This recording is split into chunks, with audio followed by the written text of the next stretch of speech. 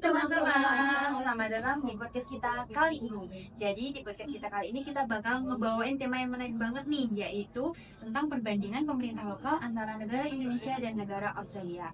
Tapi sebelum kita menyelam lebih dalam, kayaknya belum afdol gak sih kalau kita belum kenalan? Bener banget, tak kenal maka tak sayang. Nah, bener banget tuh. Jadi aku mau kenalin diri aku dulu ya. Perkenalkan, aku Naswa Maulida Aifa, 2006. Aku Salma Dewi dengan NIM 062. Aku Natasha Amelia dengan NIM 075. Aku Isa Iswapanda Sosial Sunarila dengan NIM 060. Aku Indah Nurtasari dengan NIM 063. Nah, kita semua ini dari Prodi S1 Administrasi Negara. Setelah kita kenalan, kayaknya aku kayak ada yang beda gak sih dari kita? Iya, banget ya. Bikin alfab gak sih? Tahu Gak banget. Eye-catching banget. Dari baju kita kan beda-beda banget nih. Iya, Kita bener kan banget dari tuh. daerah yang berbeda-beda. benar. Ada karakteristiknya per daerah kan pasti beda-beda. Iya. Kayaknya kita bakal tulis sedikit gak sih? Iya, Iya, itu boleh. mulai dari Natasha. Yang paham dulu gak sih? Iya, benar. Aku mulai ya. Iya, Jadi kalau boleh. untuk batik yang aku pakai ini berasal dari Bojonegoro. Tapi aku aslinya bukan Bojonegoro guys, aku dari Tuban. Jadi mau dibahas yang mana ini? Yang Bojonegoro? Tuban aja dulu. Soalnya asal kamu kan dari Iya, Tuban. Ya benar. Potensi yang dimiliki Tuban sendiri itu ada di sektor pertanian guys. Jadi FYI nih, pertanian Tuban itu salah satu pertanian yang terbaik kelima di Jawa Timur penghasil padi. Gak hanya itu loh, selain Tuban juga punya potensi yang namanya kelautan. Jadi di sana itu ada dinas kelautan dan juga perikanan guys.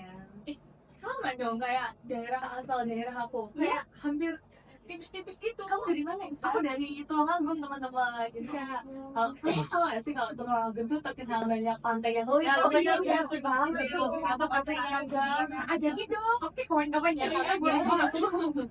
Oh, itu balik lagi ya Oke. topiknya itu kalau di sana kan banyak lautnya, kalau banyak pantainya juga pasti laut juga kan. Iya. Nah, sama kayak Natasha tadi, di aku itu ada dinas kelautan dan perikanan, terus ada dinas pertanian juga. Soalnya kan kayak di sana masih banyak gunung juga tuh, terus juga masih banyak persawahan, terus masih banyak tempat-tempat yang asri kayak gitu sih. Jadi kayak mirip banget sih kayak sama Tuban tadi kan ya. Iya, pasti mirip sih.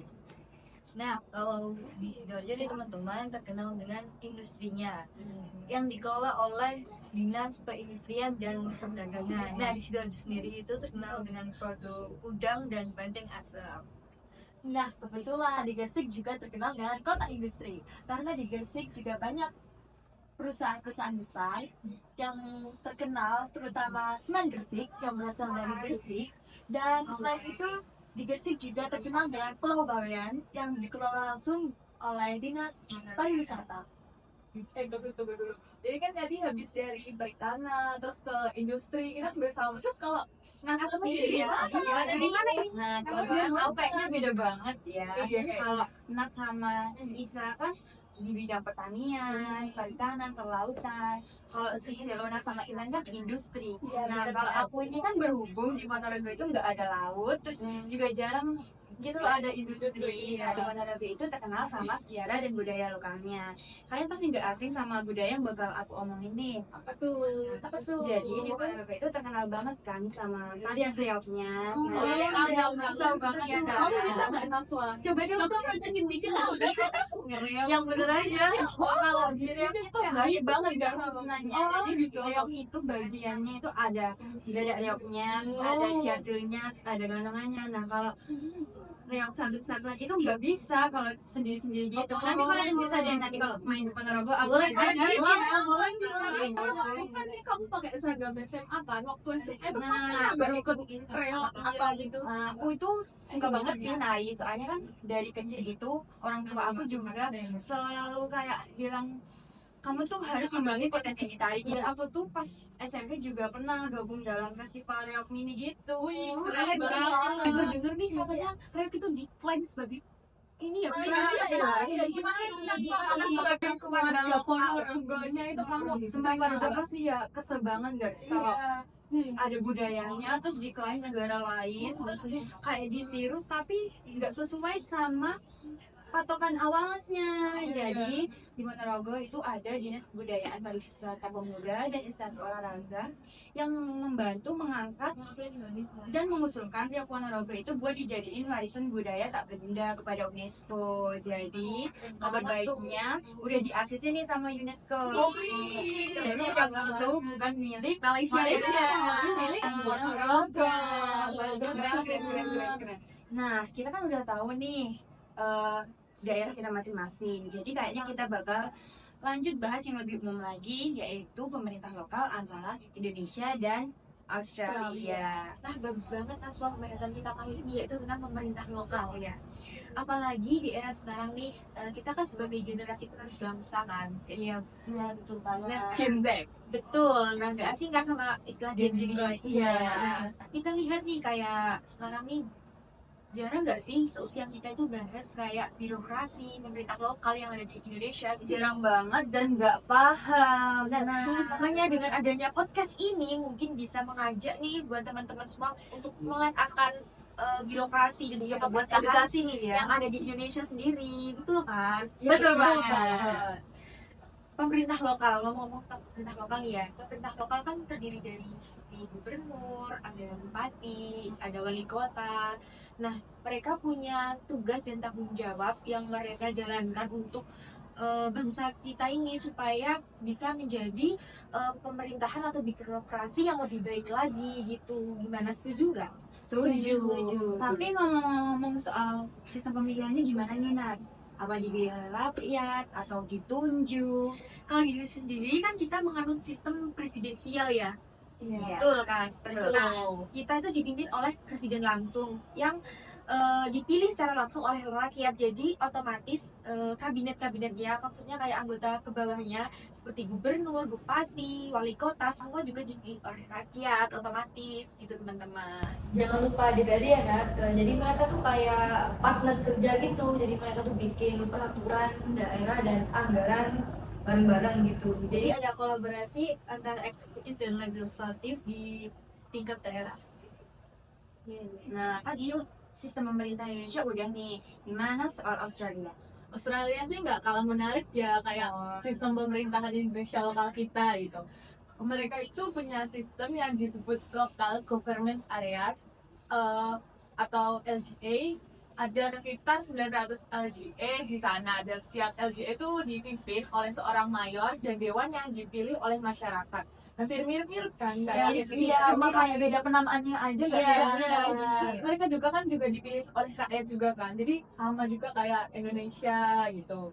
Nah, betul Isa, tapi tanggung jawabnya bisa beda-beda tergantung dengan daerah bagiannya. Mereka mengurus perencanaan kota, izin bangunan, sampai layanan publik seperti air bersih itu sangat fleksibel banget.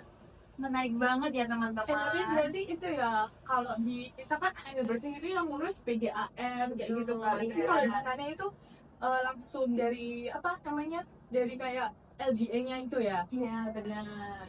Menarik nih, meskipun beda, kedua negara ini memberikan otonomi kepada pemerintah daerah.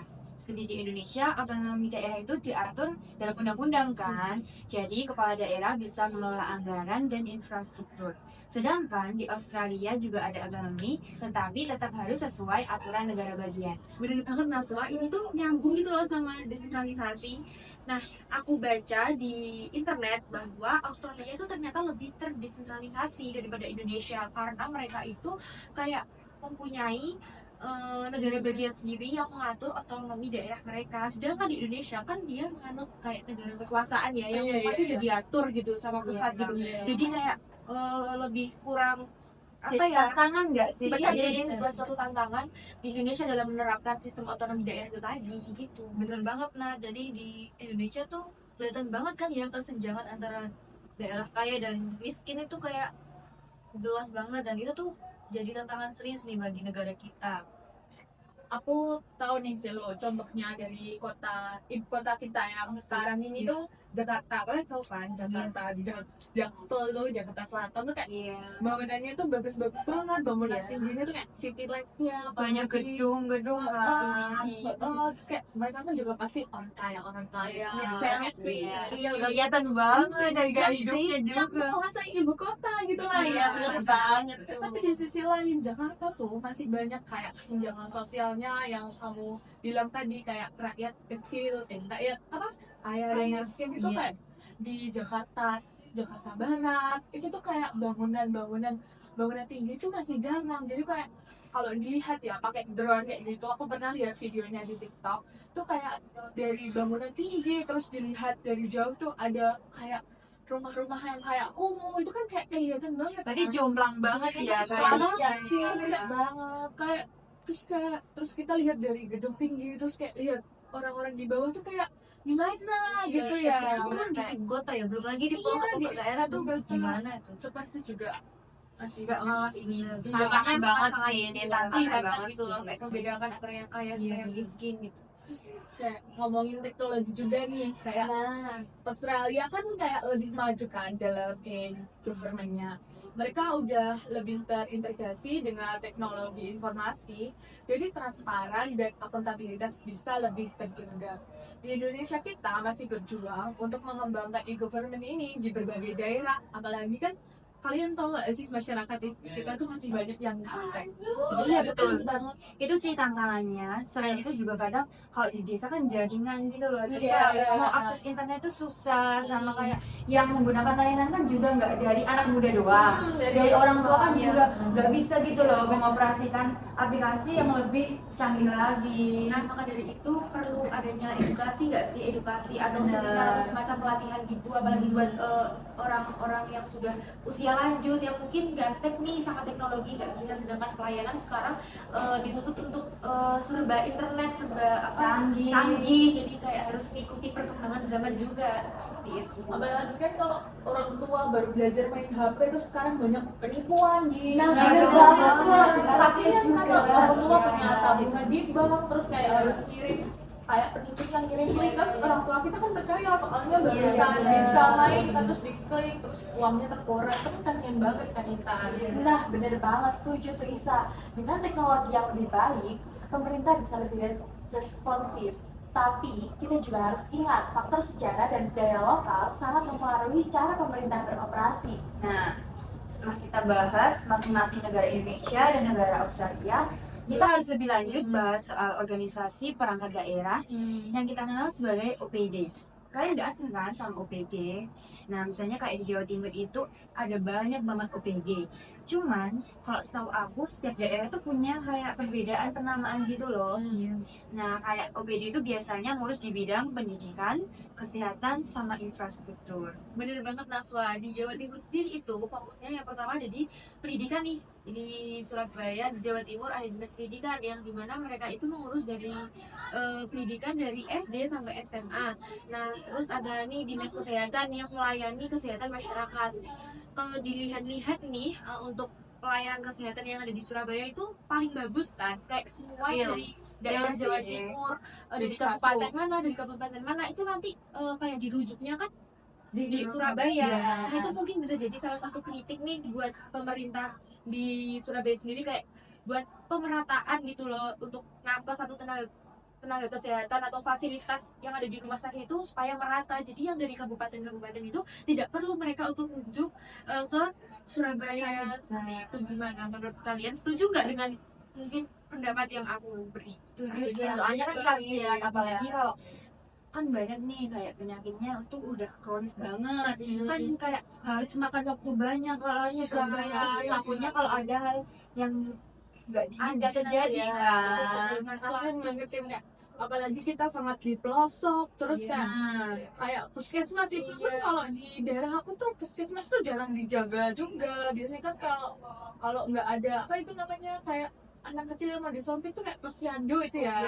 Itu cuma kayak ada beberapa tanggal aja nggak sih? Iya, jadi kayak nggak siap saat ada gitu. Belum lagi kalau misalnya dirujuk ke ibu kota gitu. Iya, Surabaya. kayak Jaraknya tuh iya. transportasi Apalagi uang. biaya Surabaya itu juga ribet banget Iya, loh ngurusnya. Benar-benar. Nah, ngomong-ngomong selain kesehatan nih, di Jawa Timur juga itu fokusnya di infrastruktur, yaitu di bawah naungan Dinas Pekerjaan Umum. Jadi mereka itu bertanggung jawab untuk mengurus infrastruktur yang ada di Jawa Timur sendiri, khususnya Surabaya nih. Kalau dilihat-lihat bangunan yang ada di Surabaya, infrastrukturnya itu kayak sudah keren banget gak sih guys? Iya, Iya kan, kayak penataannya itu sudah menurutku udah bagus sesuai sih. zaman juga. Iya bener, dan kayak kebersihannya semua itu kayak terjamin gitu loh di Surabaya. Ya kan, karena aku harap gak hanya di Surabaya aja nih yang kayak gini, kayak di kota-kota asal kita nih terutama. Iya, bener banget tuh. Tapi kalau di kota aku sendiri nih untuk infrastrukturnya udah lumayan maju sih, mungkin sudah bisa mengimbangi lah sama kabupaten-kabupaten sebelah nih, kayak udah bagus nih pembangunannya. Kalau di daerah kalian gimana? Nah, di Gresik tuh sekarang bangunannya sudah bagus sih, sudah ada pemerataan dari pemerintahannya. Jadi ya 11-12 lah sama kota Surabaya. Oh gitu ya. Sama banget ya. Itu dekat sama Iya, Surabaya bener banget ya. iya. Lebih dari keluarga dong. Oh iya, Mas jadi sendiri gimana? dekat sama Surabaya banget. Oke. Maksudnya tuh 11-12 gitu ya teman-teman. Jadi Sidoarjo tuh infrastrukturnya tuh sudah lumayan baik, apalagi di Gedangan itu kan. Nah, di Alfa itu juga udah dibangun kan flyover. Nah, di Gedangan nih katanya rencana mau dibangun flyover nih katanya 2025. Ditungguin nih ya pemerintah. kita tungguin. Biar nggak macet-macet. Biar kamu OTW-nya juga nggak lama Iya, ya. benar. Kalau untuk di Ponorogo sendiri gimana Nasla? Kalau Ponorogo kan memang dari gimana ya, daerahnya kan ada kota, ada desa. Mungkin itu kali ya yang bikin kayak desa itu kayak lebih nggak diperhatiin. Apalagi kan pegunungan juga ya di sana. Iya, kayak gimana ya? Kalau dari segi kayak puskesmas misalnya, kalau di desa kan nggak mungkin juga kalau alatnya lengkap, kan harus perlu ke kota. Sedangkan jarak desa sampai kota itu perlu 30 menitan. Jadi kayak harusnya memang diperhatiin sih yang bagian desa. Karena kalau lihat orang sakit tuh kasihan banget. Iya kan urgent banget ya. Urgent banget, tapi harus menempuh perjalanan yang panjang Iya, gitu iya, loh. bener. Apalagi kalau orang tua gitu, aku tuh nggak bisa Nggak bayangin tega gitu. banget. Orang tua sakit gitu. Apalagi mereka tuh bakalan lebih susah diatur gitu loh kalau lagi sakit tuh. Tapi kalau di Ponorogo kayak misalnya dinas-dinas itu kerjanya udah bagus sih, kayak udah lumayan membantu masyarakat, udah mulai pakai apa itu teknologi gitu. Cuma tantangannya ya kembali lagi sama masyarakatnya yang gimana ya, kayak kurang bisa mengoperasikan gitu. Tapi kayaknya lambat tahun juga pasti bisa kok kalau Diedukasi secara terus-menerus Nah, juga iya. dengan beri pelatihan juga. Nah, ada juga dinas perhubungan nih yang ngatur transportasi gitu ya. Nah, terus ada dinas pertanian juga yang mendukung sektor pertanian. kayak temen tadi kan. Benar. Ngomong soal transportasi nih Selona, di Surabaya kalian nggak ada transportasi umum nih namanya Wirawiri. Pernah tahu nggak? Pernah tahu tuh. Sama bus Surabaya juga tuh aku sering naik kalau main ke TP, soalnya kan kos aku kan deket kan sama haltenya, jadi aku tinggal naik terus bayar scan QRIS cuma 5.000 tuh mudah banget. Jadi kita nggak usah naik Grab yang mungkin biasanya kalau buat diri sendiri itu kan lumayan lah harganya kan. Kalau dengan ada fasilitas dari pemerintah itu kan kayak mudah, terus juga AC-nya dingin, nggak panas. Cuma kalau sore itu desek-desekan soalnya banyak orang yang pulang kerja. Dan kita punya keunggulan sama kekurangan ya. Iya, Kekurangannya nggak terlalu berpengaruh juga kan. Benar. Seharusnya itu ditambahin aja sih bisnya. Boleh tuh. Terus boleh. kayak harusnya itu kayak 5 menit sekali lah datangnya, kayak di Transjakarta itu kan 24 jam malahan operasinya itu kalau Transjakarta. Semoga suara kita bisa didengarin ya teman-teman. Dan ngomong soal transportasi juga nih, di daerah aku di Tuban sendiri itu ada namanya bis gratis tiap pagi yang jemput anak sekolah dari SD sampai SMA. Sama Jadi ada transportasi umum gratis yang disediain oleh pemerintah Tuban untuk antar jemput sekolah. Jadi kayak setiap hari itu pasti mereka ada, dan itu di semua daerah. Di Tuban, semua daerah di Kabupaten Tuban, iya. Jadi merata ya gitu ya. Merata. Kita harap nggak hanya di Tuban, di Tulungagung atau di Surabaya aja nih yang ada fasilitas transportasi umum yang bagus dan juga memadai gitu, tetapi kita harap juga di daerah kalian juga lama-lama merata kayak Semoga banget ya. aku bakalan kayak Kayak gitu. gitu. Semoga cepat nular ya. Semoga cepat pemerataan Indonesia nih cepet berjalan dengan lancar. Amin, harapan kita sih gitu ya. Selain itu juga ada dinas lingkungan hidup nih teman-teman. Jadi kalau di daerah aku nih ya, di Sidoarjo apalagi pusat kota itu mulai ditanami tuan-tuan gitu. Jadi kan lebih segar dan asli aja gitu kelihatannya kan ya. Biar tapi di kota kalian tuh ada nggak sih apa itu namanya paru-paru kota, kayak hutan kota? Ada nggak? Mangrove kalau di aku. Oh, ada. Soalnya di laut, Tuban ada laut nggak sih? Makanya adanya kalau di Tulung Agung tuh hutan kota ada, terus juga kebun mangrove-nya juga ada. Cuma kalau di kalian itu ada, belum ada ya kayak hutan kota? kalau di Ponorogo adanya cuma kayak taman-taman gitu sih, kayak taman yang ada palungnya, tapi juga ada tanaman-tanamannya. Tapi kalau paru-paru kayaknya bukan tapi deh. kan Ponorogo itu masih banyak pegunungan, Iya kan? sih. Jadi kayak masih Lumayan banyak masih juga asli. pohonnya. Kalau di Nah, kalau di Gresik itu ada sih mangrove, tapi cuma di satu daerah aja. Yang lainnya cuma kayak taman-taman kayak bundaran gitu. Sama ya kayak Ponorogo, Iya, mirip. sama kayak di Sidoarjo juga. Kalau di Sidoarjo sendiri tuh juga ada taman-taman gitu teman-teman. Nah itu tuh asli banget. Semuanya itu penting ya untuk pelayanan publik. Betul, setuju. Karena nih kalau di Australia di bagian daerah New South Wales mereka juga punya struktur OPD yang hampir mirip kayak kita. Misalnya kayak Department of Education yang mengatur pendidikan di seluruh NSW dan NSW Health yang bertanggung jawab atas layanan kesehatan. Mungkin kayak karena kan di Australia itu menggunakan bahasa Inggris kan, jadi kayak namanya instansi mereka itu pakai bahasa Inggris. Iya, beda nama sama fungsi. Jadi kayak sama nggak sih kayak dinas kesehatan, kalau di sana itu NSW Health, terus kayak Nah, iya. Department of Education, kalau di kita kan dinas Pendidikan. Sama aja ya sebenarnya ya. Beda penamaan aja. Iya, beda penamaan aja. Fungsi mereka juga sama gitu. Iya. Kita tuh pakai bahasa Indonesia, kalau di sana itu pakai bahasa Inggris. Plus ada Department of Transport yang ngatur transportasi publik, Department of Planning and Environment yang ngurus perencanaan tata ruang, dan Department of Communities and Justice yang menangani isu sosial. berarti tuh kayak isu sosial tuh kayak gimana ya? Kayak tentang Dinas sosial kalau di Indonesia mungkin. Mirip juga kan. Jadi meskipun mereka tuh tujuannya sama, tapi pasti cara dan struktur yang digunakan itu masing-masing beda. Soalnya di daerah itu pasti kan ada konteks lokal yang mempengaruhi banget kan.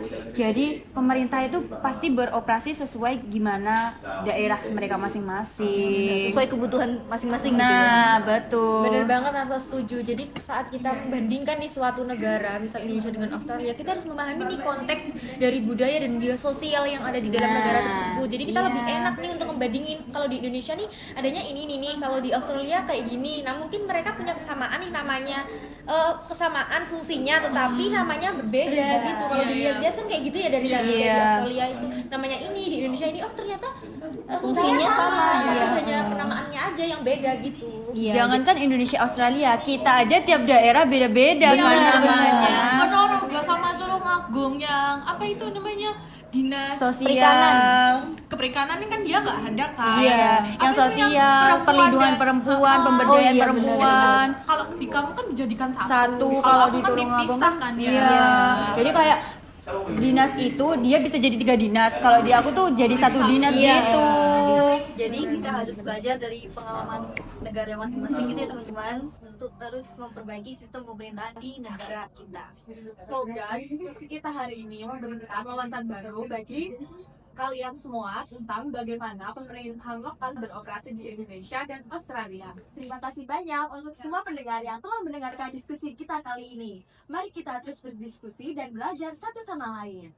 Sampai jumpa di lain waktu teman-teman. Bye. Jangan lupa like ya. Subscribe ya.